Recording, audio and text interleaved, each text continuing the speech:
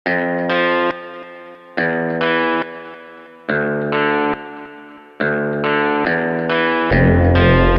Friends, welcome back to YouTube channel technical vlog. और I hope कि आप सभी लोग अच्छे होंगे। तो फ्रेंड्स, ये छोटी सी जो मैंने क्लिप दिखाई है, इसके पीछे मेरा एक छोटा सा उद्देश्य था कि जब भी हम कोई सक्सेसफुल आदमी को देखते हैं या फिर कोई ऐसी चीज़ देखते हैं जिससे हमें थोड़ी सी प्रेरणा मिलती है और हम भी चाहते हैं कि हमारे पास भी ये चीज़ हो, तो फ्रेंड्स हम उसकी बिहाइंड द स्टोरी देखना भूल जाते हैं कि वो चीज़ किस तरीके से आई है। कि अगर किसी आदमी को हम देख रहे हैं तो किस तरीके से वो आदमी आज यहाँ पे पहुँच रहे हैं। तो फ्रेंड्स, मेरा एक सजेशन है, आप जब भी किसी आदमी या फिर किसी भी चीज़ से अगर आप मोटिवेट होते हो या फिर आप चाहते हो कि मेरी लाइफ में भी कुछ ऐसा हो, तो आप ज़रूर से उस चीज़ की बिहाइंड द स्टोरी जानने की कोशिश कीजिए कि किस रास्ते पे चलने की वजह से यहाँ तक पहुँची गई है। और अगर आप भी फ्रेंड्स उसी रास्ते पे चलोगे तो आपको भी वो चीज़ एक दिन ज़रूर मिलेगी। चलिए फ्रेंड्स, ज़्यादा ज्ञान नहीं बांटते हैं और आज की इस वीडियो में हम बात करने वाले हैं एलडीसी की जॉब प्रोफाइल कैसी होती है central bureau of narcotics department में। जब भी मैं नारकोटिक्स डिपार्टमेंट का नाम सुनता हूँ तो मुझे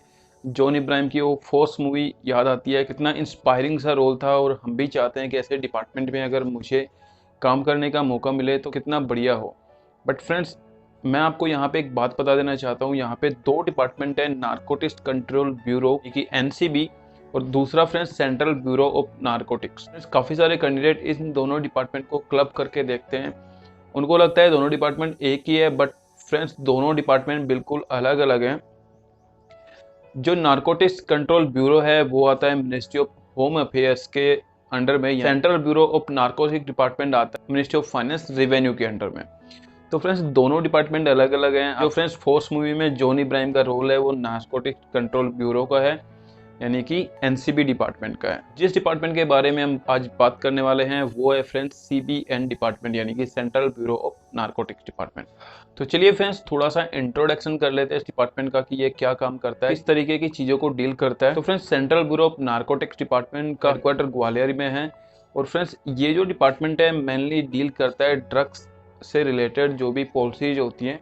कहीं पे ऐसा तो नहीं हो रहा है कि कहीं पे अवैध खेती हो रही है ओपियम वगैरह की, यानी कि जो अफीम की अवैध खेती होती है, उन सब से रिलेटेड पॉलिसी बनाने में कितना कोई कर सकता है, किसको परमिशन देना है उस खेती के लिए, किसको परमिशन नहीं देना है, सब चीज़ कंट्रोल करता है यानी कि central bureau of narcotics department. जो इन ड्रग्स हैं इनका जो मेडिसिन में यूज, यानी कि कौन सी मेडिसिन में कौन सा ड्रग यूज होना चाहिए, कौन सा नहीं होना चाहिए, इन सब चीज़ों से जुड़ी हुई जो पॉलिसीज होती हैं और जो सारी चीज़ें होती हैं वो सब डील करता है सीबीएन। इस डिपार्टमेंट का हेडक्वार्टर ग्वालियर में है। इसके अलावा फ्रेंड्स, इनकी 3 यूनिट है, यानी कि आप बोल सकते हो इनकी 3 ब्रांच है, जो कि कोटा राजस्थान, नीमच जो कि एमपी में पड़ता है, और फ्रेंड्स लखनऊ जो कि उत्तर प्रदेश में पड़ता है।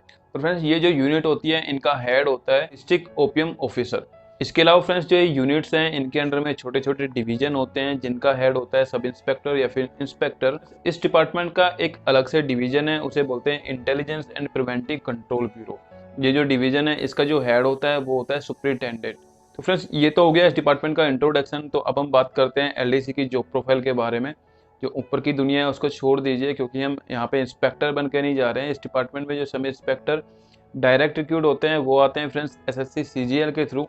तो आपको अगर इस लाइन में जाना है तो आप एसएससी सीजीएल की तैयारी कर सकते हैं। चलिए फ्रेंड्स, बात कर लेते हैं एलडीसी की जॉब प्रोफाइल की सीबीएन डिपार्टमेंट में। तो फ्रेंड्स, जब आपका फाइनल सिलेक्शन होता है एसएससी सीएचएसएल डिपार्टमेंट में और आपको डिपार्टमेंट नॉमिनेट कर दिया जाता है सीबीएन डिपार्टमेंट, यानी कि central bureau of narcotics department, तो आपका पुलिस वेरिफिकेशन मेडिकल टेस्ट होने के बाद में फाइनल आपको ज्वाइनिंग दी जाती है। इन 3 स्टेट में से किसी भी स्टेट में या तो आपकी पोस्टिंग होती है ग्वालियर हेडक्वार्टर में, या फ्रेंड्स आपकी पोस्टिंग होगी राजस्थान, एमपी और उत्तर प्रदेश में। क्योंकि फ्रेंड्स इस डिपार्टमेंट की ब्रांच और जो ऑफिसेज हैं वो इन्हीं स्टेट में हैं, तो आपकी पोस्टिंग होने के मैक्सिमम चांसेस, जहाँ तक कि मुझे नॉलेज है, इन्हीं स्टेट में से आपकी पोस्टिंग। बात कर लेते हैं इस डिपार्टमेंट को जब आप ज्वाइन करते हैं तो आपकी जॉब प्रोफाइल किस तरीके की रहेगी, किस तरीके से आपको काम करना होगा। जैसे कि मैंने पहले भी बताया, इस डिपार्टमेंट का काम ड्रग्स से रिलेटेड पॉलिसीज बनाना है। तो डिपार्टमेंट के एडमिन सेक्शन में अगर आप पोस्टेड होते हैं तो उस सेक्शन का जो मेन काम होता है वो होता है salary, leave, medicals bill, GPI bills, इन सबसे रिलेटेड काम आपको देखने ही पड़ता है। अगर आपकी पोस्टिंग किसी और सेक्शन में होती है तो वहाँ पे जो आपको मेन काम देखना होगा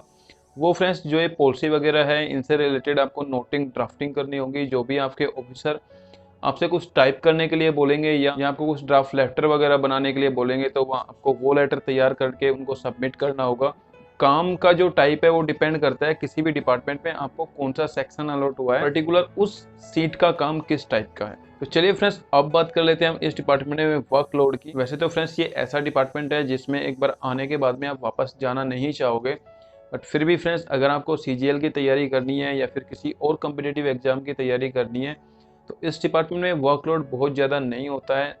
मैक्सिमम 2-3 घंटे डेली काम करके आप अपनी कम्पिटिटिव एग्जाम या फिर किसी भी एग्जाम की तैयारी के लिए आराम से टाइम निकाल सकते हैं। तो जैसे कि फ्रेंड्स आपने देखा डिपार्टमेंट का जो एक्सपोजर है वो काफ़ी अच्छा है, बट जो LDC की जॉब है फ्रेंड्स उसका एक्सपोजर इतना अच्छा नहीं है। तो अब बात कर लेते हैं हम इस डिपार्टमेंट में प्रमोशन की।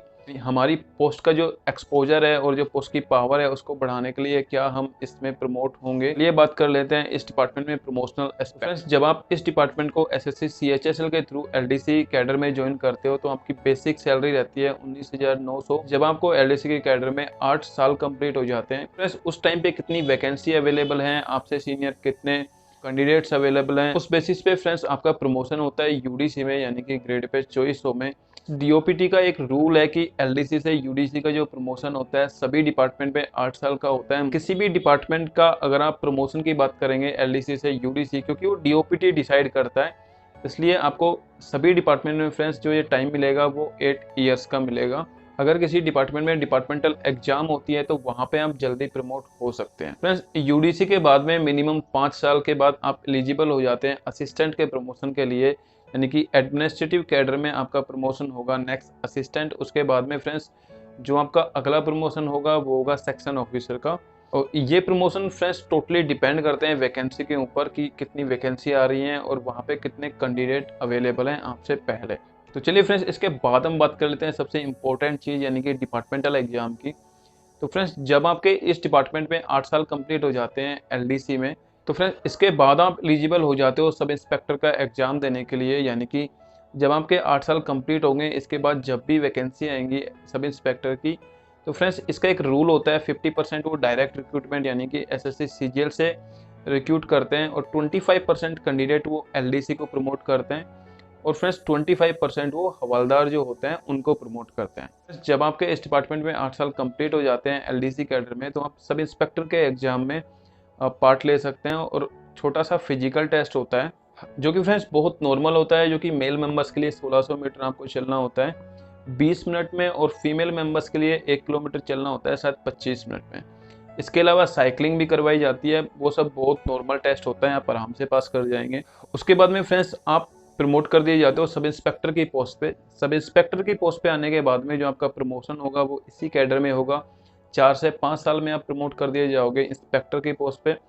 उसके बाद में फ्रेंड्स जो आपका अगला प्रमोशन होगा वो होता है DOO यानी कि डिस्ट्रिक्ट ओपीएम ऑफिसर, फिर सुपरिटेंडेंट आपको बोला जाएगा। देखिए मैंने स्टार्टिंग में बताया था डिस्ट्रिक्ट ओपीएम ऑफिसर बनने के बाद में आप एक यूनिट के इंचार्ज बन जाएंगे और यहाँ पे फ्रेंड्स आपको पावर काफ़ी ज़्यादा देखने को मिलेगी। फ्रेंड्स चलिए अब हम बात कर लेते हैं इस डिपार्टमेंट में ट्रांसफ़र की। इस डिपार्टमेंट में ट्रांसफ़र की एक पॉलिसी होती है फ्रेंड्स जिसे बोला जाता है एनुअल जनरल पॉलिसी, यानी कि हर साल में एक लिस्ट निकाली जाती है और उसमें सारे कैंडिडेट से पूछा जाता है कि आपको किस स्टेट में ट्रांसफ़र चाहिए। आपकी 3 चॉइस ली जाती है। अगर फ्रेंड्स वहाँ पे वैकेंसी अवेलेबल होती है, वहाँ पे सीट खाली होती है, तो आपका ट्रांसफ़र वहाँ पे कर दिया जाता है।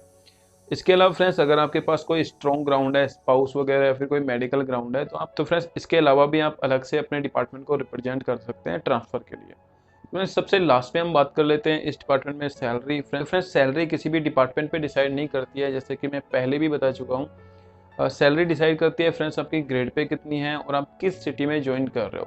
तो फ्रेंड्स इस डिपार्टमेंट में अगर आप LDC की पोस्ट पे ज्वाइन होते हो तो आपकी ग्रेड पे रहेगी 1900 और आपकी जो बेसिक सैलरी रहेगी वो रहेगी फ्रेंड्स 19,900। एक्स सिटी में फ्रेंड्स इस बेसिक सैलरी के साथ में मई 2020 में जो सैलरी बनेगी फ्रेंड्स वो बनेगी 29,000 इन हैंड सैलरी, और जो ग्रोस सैलरी आपकी बनेगी वो बनेगी 32,000। फ्रेंड्स आपकी पोस्टिंग वाई सिटी में होती है तो जो आपकी ग्रोस सैलरी बनेगी वो 30,000 और जो आपको इन हैंड सैलरी बनेगी वो बनेगी 27,000 के आसपास। तो चलिए फ्रेंड्स आज की वीडियो में बस इतना ही। आई होप कि आपको वीडियो पसंद आई होगी। मेरा नाम है Sandeep, signing off from YouTube channel technical vlogger. जय हिंद, वंदे मातरम, बाय बाय।